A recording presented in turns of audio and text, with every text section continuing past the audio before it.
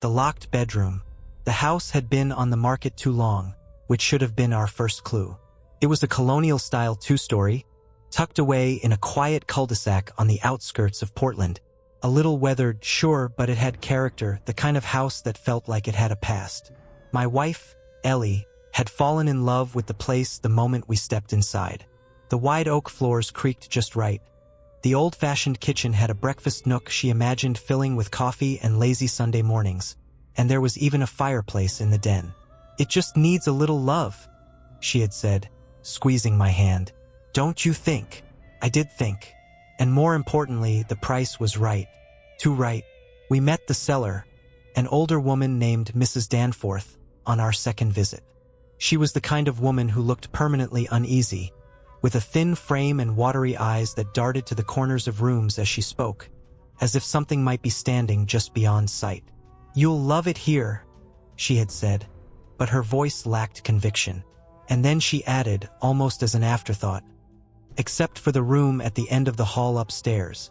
Keep it locked after 10. Ellie and I exchanged glances. "Why?" Ellie asked. Mrs. Danforth gave us a tight smile.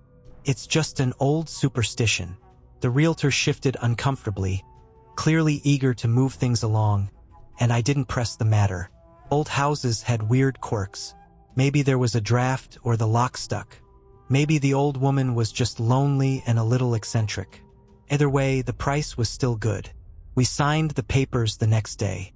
For the first few weeks, everything was perfect. We unpacked, we painted, we argued over furniture placement like a normal married couple. We made the house ours. The locked bedroom at the end of the hall remained locked. It was an odd thing, really. The rest of the house had surrendered to us without resistance. But that one door felt stubborn. The key had come with the others, an old brass thing with a filigree handle, but Ellie was oddly content to leave it be. "It's probably just storage," she said. Maybe she didn't bother cleaning it out. That made sense in a way. But some nights, when I passed the door on my way to the bathroom, I could swear I heard something inside. A soft rustling like fabric shifting. Once I even thought I heard breathing. The mind plays tricks in an old house, I told myself. Would contracts, floors settle? But the feeling that something was wrong with that room never quite left me. And then, one night, we forgot to lock it. It was Ellie who noticed first. She woke me at 10:02, shaking my shoulder. "The door!" she whispered, voice thick with sleep. I sat up, rubbing my eyes. "What?" "The door at the end of the hall." I turned toward the bedroom door. Through the open frame, I could see down the hallway, and at the very end, the locked bedroom door stood ajar. Just slightly, barely an inch, but it had been closed when we went to bed. I was sure of it. Ellie sat up beside me, her breath shallow. "Did you hear that?" I hadn't, but then there, a faint creaking, like weight shifting on an old floorboard. Ellie grabbed my arm. "Should we?" I was already sliding out of bed, my bare feet hitting the cool hardwood. "Stay here." The hallway felt longer than usual as I stepped toward the open door. The air was colder, too, with a dampness that hadn't been there before. I reached out and pushed the door open just a little further. The hinges groaned. Inside, the room was dimly lit, but I couldn't tell by what. There was no lamp, no obvious source of light, just a low, suffused glow that made everything look wrong. And then I saw them. 2 figures standing in the center of the room. Their backs were to me. At first, I thought I was looking at old mannequins. They were dressed like us. Ellie's oversized nightshirt, my own faded pajama pants. But the longer I looked, the more my stomach turned. The proportions were off. Their shoulders too stiff. Their heads tilted at unnatural angles. I reached for the light switch, but before I could flip it, one of them shifted.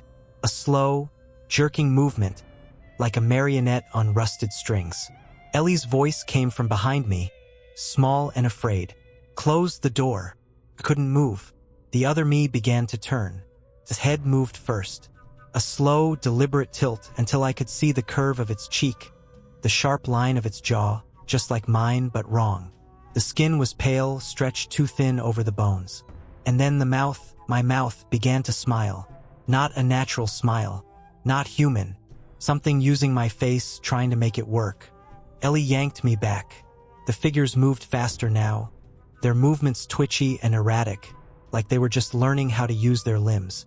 I slammed the door. For a long moment, neither of us breathed. And then, knock, just once. Soft, almost polite. The brass key was still on the hallway table. My hands were shaking as I jammed it into the lock, twisting it hard until I heard the bolt click. Ellie's hand found mine, her fingers ice cold. We never opened that door again. The next morning, I found Mrs. Danforth's number on the old papers and called her. She answered on the first ring, as if she had been waiting. "You didn't listen," she said, and I could hear the sorrow in her voice. "You opened the door after 10. I swallowed. What are they?" There was a long pause, and then she whispered, "Us." Almost. A chill ran down my spine. "They live in the cracks," she continued. "In the places where time goes thin. They watch us, they learn. And if we let them..." She hesitated. "They take our places." I looked at the locked door. My stomach turned. Ellie and I never spoke of that night again. But sometimes, I wake in the middle of the night and see her staring at the door, her breath coming too slow, too measured, not quite hers. And some nights I wonder if I had waited just a little longer, if I had let it turn fully, would it still be me standing on this side of the door? Or would I be the one waiting in the dark, grinning that wrong, too wide grin?